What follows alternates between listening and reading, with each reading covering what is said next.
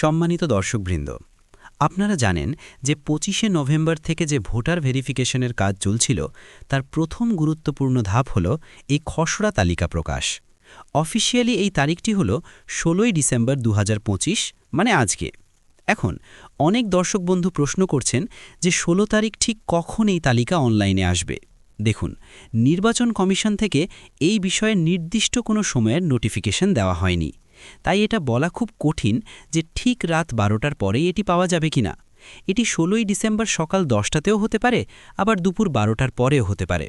আপনাদের করণীয় হল আগামীকাল মাঝে মাঝে নির্বাচন কমিশনের ওয়েবসাইটটি চেক করা। তবে চিন্তার কোনো কারণ নেই। যখনই তালিকা প্রকাশিত হবে, আপনারা কিভাবে সেই লিস্ট ডাউনলোড করবেন এবং নিজেদের নাম বা পরিবারের সদস্যদের নাম সেই লিস্টে আছে কিনা তা কিভাবে খুঁজে বের করবেন, সেই নিয়ে একটি বিস্তারিত ভিডিও আপনাদের জন্য নিয়ে আসব। কিন্তু সবচেয়ে বড় খবরটি হল, অফিসিয়ালি সাধারণ লোকের জন্য তালিকা প্রকাশিত না হলেও বিএলও বা বুথ লেভেল অফিসারদের যে মোবাইল অ্যাপ থাকে, সেখানে কিন্তু ১৫ই ডিসেম্বর থেকেই এই নতুন তালিকার তথ্য দেখা যাচ্ছে।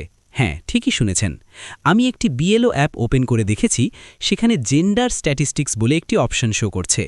এই অপশানে ক্লিক করলেই দেখা যাচ্ছে যে ওই নির্দিষ্ট বুথে মোট কতজন নির্বাচক বা ভোটার আছেন, সেখানে পুরুষ কতজন, মহিলা কতজন এবং তৃতীয় লিঙ্গের কতজন ভোটার আছেন তার পুরো হিসাব এখানে দেওয়া আছে। যখনই টোটাল ইলেক্টর বা মোট ভোটারের সংখ্যার ওপর ক্লিক করা হচ্ছে, তখন সেই এলাকার সমস্ত ভোটারের নামের একটি তালিকা চলে আসছে। মূলত এই তালিকাটি জনসাধারণের জন্য প্রকাশিত হবে। এখন প্রশ্ন হল, এই অ্যাপে একজন ভোটারের কি কি তথ্য এখনই দেখা যাচ্ছে। এখানে ভোটারের নাম বাংলা এবং ইংরেজি উভয় ভাষাতেই দেখা যাচ্ছে। তার ২০২৫ সাল অনুযায়ী নতুন এপিক নম্বর বা ভোটার কার্ড নম্বর কি হবে সেটাও শো করছে। এখানে একটি অত্যন্ত গুরুত্বপূর্ণ বিষয় আপনাদের পরিষ্কার করে জানানো দরকার, যা নিয়ে অনেকেই চিন্তায় আছেন। সেটি হল ছবি।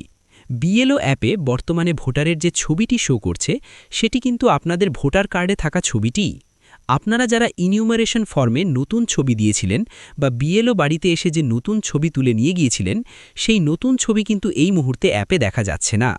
এর মানে হলো, যদি কোনো কারণে আপনি নতুন ছবি না দিয়ে থাকেন বা বিএলও যদি আপনার নতুন ছবি আপলোড নাও করে থাকেন, তাহলেও ভয়ের কোনো কারণ নেই। আপনার পুরনো কার্ডের ছবিটি আপাতত এই খসড়া তালিকায় থাকবে, আপনার নাম বাদ যাবে না। ছবি ছাড়াও এখানে সম্পর্কিত ব্যক্তির নাম, অর্থাৎ বাবা বা স্বামীর নাম এবং তাদের সাথে আপনার সম্পর্কের ধরন কি সেটি দেখা যাচ্ছে। আপনার বর্তমান ঠিকানা, বিধানসভা কেন্দ্র, জেলা, পার্ট নম্বর এবং সিরিয়াল নম্বর, এই সমস্ত তথ্যই কিন্তু বিএলও অ্যাপে এখনই দেখা যাচ্ছে। তবে একটি তথ্য এই অ্যাপে এখনও শো করছে না, সেটি হলো ম্যাপিং। অর্থাৎ ২০০২ সালের পুরনো রেকর্ডের ভিত্তিতে বা আপনারা নিজেরা যেভাবে ফর্ম ফিল আপ করেছেন, সেই অনুযায়ী কে কার সাথে লিঙ্ক বা ট্যাগ হয়েছেন, এই তথ্যটি কিন্তু এখানে উল্লেখ করা নেই। আপাতত শুধুমাত্র নাম এবং প্রাথমিক তথ্যগুলোই দেখা যাচ্ছে। তাহলে মূল বিষয়টা হলো, এখন আমরা বিএলও অ্যাপের মাধ্যমে একটা আগাম ধারণা পেলাম যে তালিকায় কাদের নাম থাকছে। কিন্তু আসল বিষয়টি পরিষ্কার হবে অফিসিয়ালি তালিকা প্রকাশ হওয়ার পর।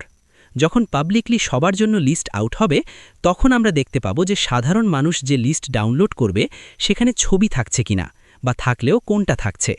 তালিকা প্রকাশ হওয়ার সাথে সাথেই আপনারা নিজেরা বাড়িতে বসে মোবাইল দিয়ে কিভাবে সেই পিডিএফ লিস্ট ডাউনলোড করবেন এবং হাজার হাজার নামের মধ্যে থেকে নিজেদের নাম খুব সহজে খুঁজে বের করবেন, সেই পুরো পদ্ধতিটি আমি ধাপে ধাপে একটি ভিডিওতে দেখিয়ে দেব। সেই গুরুত্বপূর্ণ ভিডিওটি যাতে মিস না হয়, তার জন্য চোখ রাখুন চ্যানেলে। আজকের ভিডিওটি এখানেই শেষ করছি। ধন্যবাদ।